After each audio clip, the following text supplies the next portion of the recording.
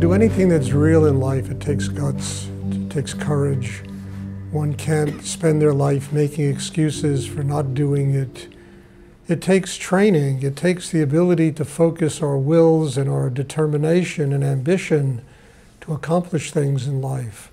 It appears to be some kind of conflict of interest to say that meditation is training your inner warrior. It's not.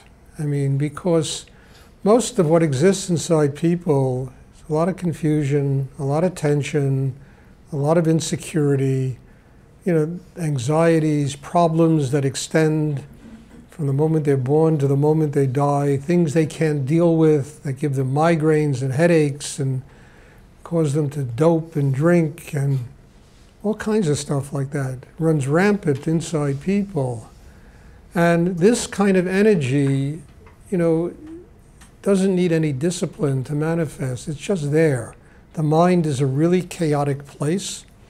Human emotions are very chaotic, like swamp, And 99, well, I wouldn't put a figure on it, but most people live as servants to the mind and the emotions. Any kind of situation that manifests that they have a hard time with, they instantly revert to mind and emotions, and they, instead of dealing with it in a balanced and quiet, simple way, which takes consciousness, they deal with it with anger, with being upset, with being hurt emotionally. This is how people deal with life. Or they take the mind and they use their will to turn it into some analytical monster that pretends that it can figure out what this world is all about and how it can make life better for all of us.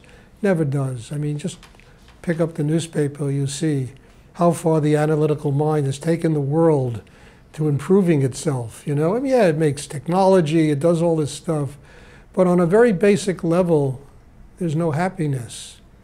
There's no joy. It doesn't create anything like that inside human beings.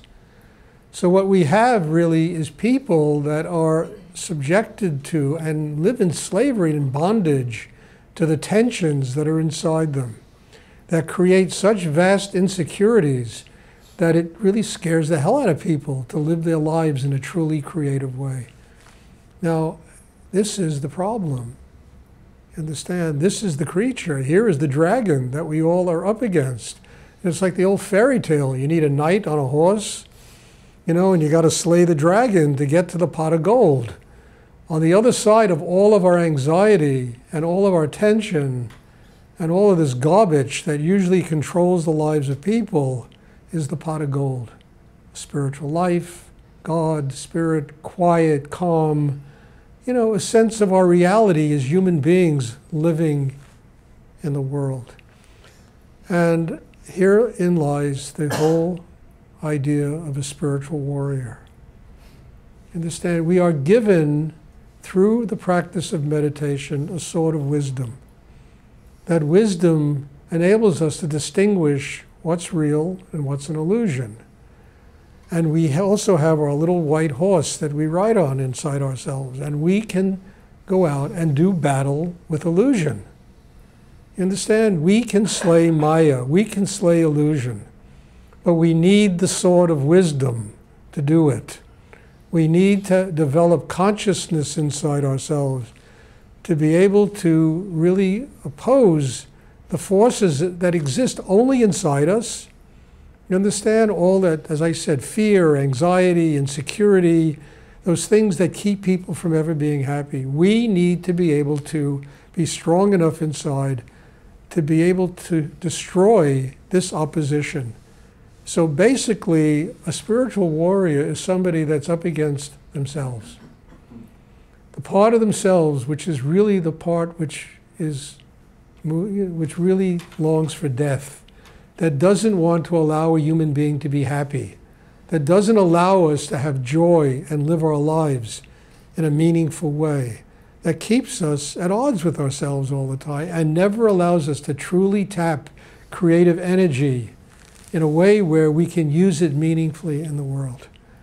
So this is what being a warrior is all about. The battle we are fighting is not a battle against terrorists somewhere in the Middle East and this kind of thing. It's a battle against ourselves.